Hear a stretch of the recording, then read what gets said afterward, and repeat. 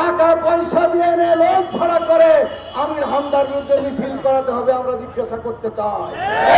তাহলে কি আপনারা রাজনৈতিক ময়দানকে উত্তপ্ত করতে চান? এই ভোটের মাঠকে কি আপনারা উত্তপ্ত করে ফায়দা হাসিল করতে চান? আপনাদের সে গুড়ে বালি মানুষটা হতে দেবে না, জনগণ আপনাদের আশা পূরণ হতে দেবে না ইনশাআল্লাহ।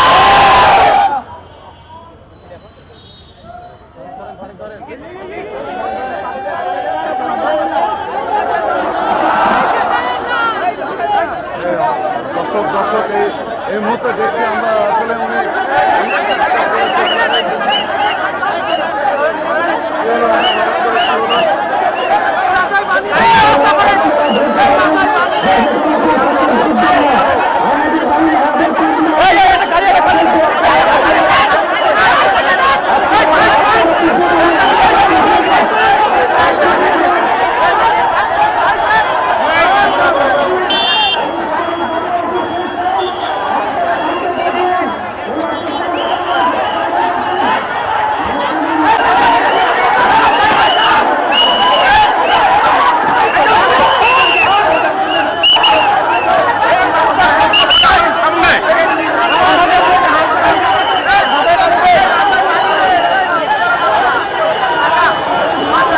ক্লিংকার বেশি থাকলে সিমেন্ট বেশি খাঁটি।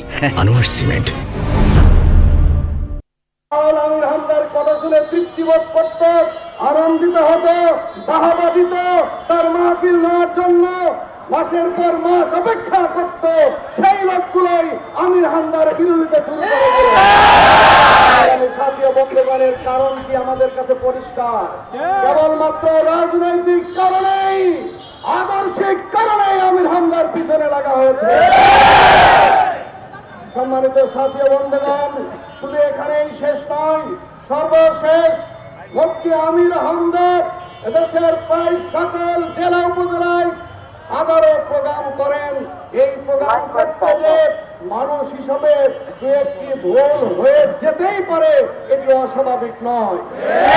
যে বিষয়টি আজকে ব্যক্তিগত যোগাযোগ মাধ্যমে এনে, এমনকি টেলিভিশন টক শোতে এনে এদেশের এক শ্রেণীর রাজনীতিবিদ তাদের নেতা কর্মীদেরকে উস্কে দিয়ে আমির হামদার বিরুদ্ধে হত্যার হুমকি দিয়ে যাচ্ছে, তাদেরকে বলতে চাই, এই হত্যার হুমকির পিছনে আপনাদের যে কারণ লুকিয়ে আছে তা হলো মাঠ জরিপে দেখা গেছে এই সদর আসনে আমির হামদাকে ঠেকিয়ে রাখা যাবে না।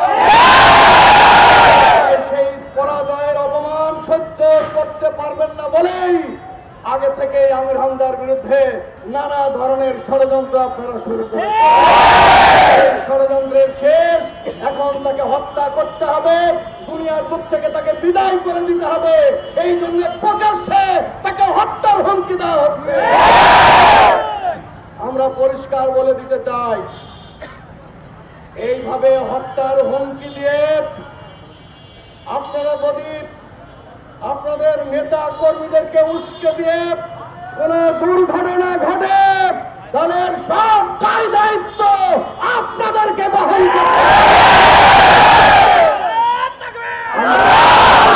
করতে চাই। খুব তাড়াতাড়ি জাতীয় নির্বাচন, এই নির্বাচনের পরিবেশকে শান্তশিষ্ট, সুষ্ঠু এবং সবার অংশগ্রহণমূলক নির্বাচনের পরিবেশ যদি ঠিক রাখতে হয়, রাজনৈতিক নেতৃবৃন্দকে অবশ্যই গঠনমূলক ভূমিকা রাখতে হবে।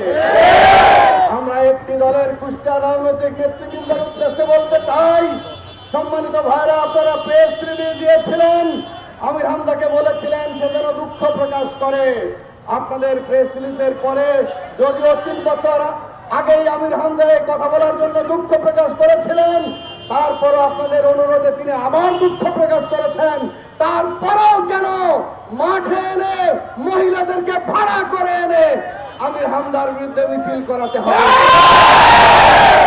টাকা পয়সা দিয়ে এনে লোক ভাড়া করে আমির হামদার বিরুদ্ধে মিছিল করাতে হবে, আমরা জিজ্ঞাসা করতে চাই। তাহলে কি আপনারা রাজনৈতিক ময়দানকে উত্তপ্ত করতে চান? এই ভোটের মাঠকে কি আপনারা উত্তপ্ত করে ফায়দা হাসিল করতে চান? আপনাদের সে গুড়ে বালি মানুষটা হতে দেবে আমাদের আশা পূরণ হতে দেবেন ইনশাআল্লাহ।